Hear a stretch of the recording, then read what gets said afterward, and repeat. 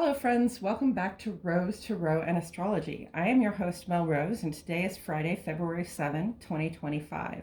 Thank you so much for being here. Thank you for checking in on your current regular astrology. We have a lot of it to discuss for this weekend, so I'm just going to hop right in, okay? The sun is in Aquarius, and when the sun is in Aquarius, our outer life attention, work, social, and civic, our outward facing, our public facing persona is very much focused on what I can do or what I and mine can do to contribute to collective support and uplift. Okay, so personally, we all have other people that we rely on. Nobody does this alone.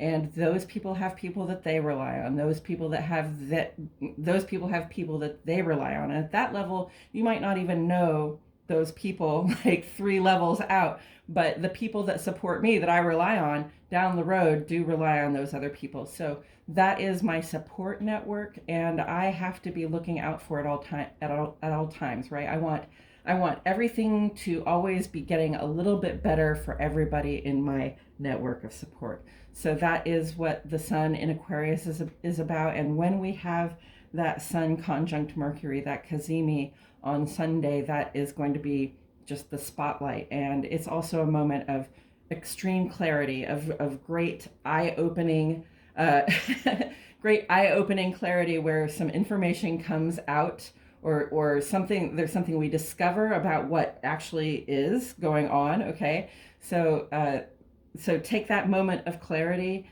whether it occurs for you personally or on a more collective level, it is hard to say, but take that moment of clarity and trust your vision in the moment. Before that happens, though, okay, today is Friday, and that happens on Sunday. On Friday, today, the moon is in Gemini, and this is a time to express yourself from the heart. The moon is your heart, your body, your home, the things and people that you keep close. And Gemini is about self-expression. So it doesn't all have to be words. You can express yourself with flowers. You can express yourself with dance. You can express yourself in many artistic ways. So just find a way to say what you mean in the moments where it's clear that the lines of communication need to be open. And the lines of communication do need to be open at this time, okay?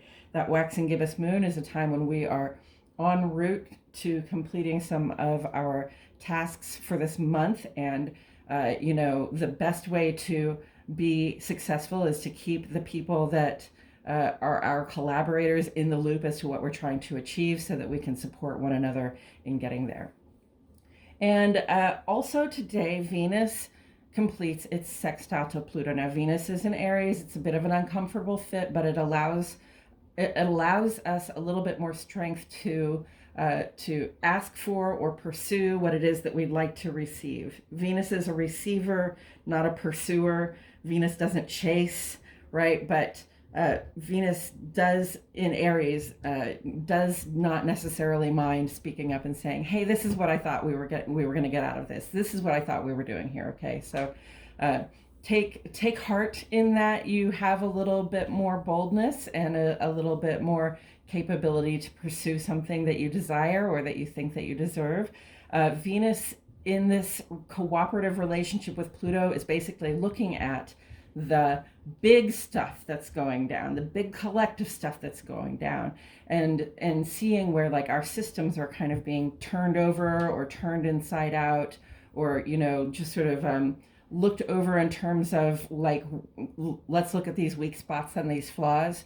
And it can feel a little bit, depending on like where you what your perspective on life is, okay, it can feel a little bit distressing, or it can be a little bit super exciting.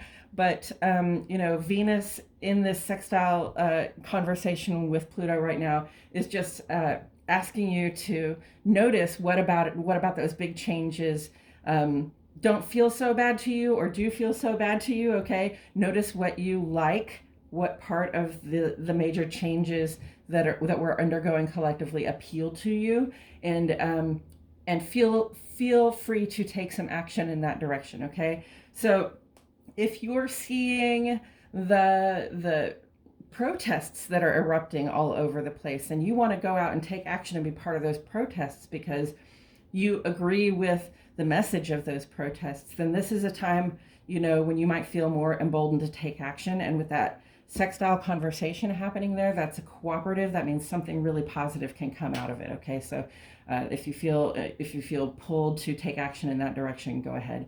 That's just an example. And then, there are some other things happening right now. The Sun and Mercury are having a quincunx to Mars today, and the Sun and Mercury are today and tomorrow are having sextiles to Chiron. So there's kind of a whole message that comes across here, starting with Sun, Cazimi, Mercury at the center of it. Having the spotlight be on collaboration for your network of support, for your collective uplift. That Sun and Mercury in the cooperative conversation with Chiron says, let's talk to each other about what problems we see that we can resolve together to solve. Okay. And, I'm saying together because these are air signs and they're very collaborative. It's not just about me and what I can do. It's about me and my collective, my group, my posse. What are we going to get up to improve situations? What are we going to get up to solve some problems, right? And Mars in this quincunx, which is more of a wobbly situation with that Sun Mercury Cazimi, says, how can our protective impulse help us make this progress, right? Because Mars is retrograde in Cancer, and it does make us very protective of me and mine. It makes us a little hypersensitive or vigilant to apparent threats from the outside. And that doesn't always work very well for us right now because Mars is retrograde, and it's like those impulses are sometimes a little too much, okay? But what can I do with that impulse to help me make the progress toward more collective and support and uplift? What can my protective impulse do to help me solve the problems that I see need to be solved? And then there's a whole bottom line to it, which is the last thing that happens this weekend, and that's Saturn trine to Mars. Trines are beautiful. They're really an opportunity to say yes. It becomes very, it's very gracious. It allows things to happen. It's almost like, and just like that. Okay, so Saturn trine to Mars, this invites us to say yes to work that contributes to our stability and reliability. That's work, probably collaborative work, right, with these air signs, and with Mercury involved everywhere. Collaborative work that not only contributes to my own stability, security, and reliability, but contributes to the security and reliability of my network of support. Okay, so again, it all comes back to the network of support, not just me and who I rely on, but who they rely on and who they rely on, and making sure that everybody, we're doing our best to make sure that everybody has what they need so that we can be as supported as we need to be.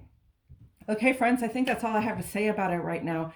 Thank you so much for joining me today. I hope you all have a great weekend. Sunday morning at 10 o'clock, Jennifer and I will be here live to discuss the coming week with the full moon in Leo, among other things. And then on Monday, I'll be back here for more Rose to Roan astrology. Thanks for joining us.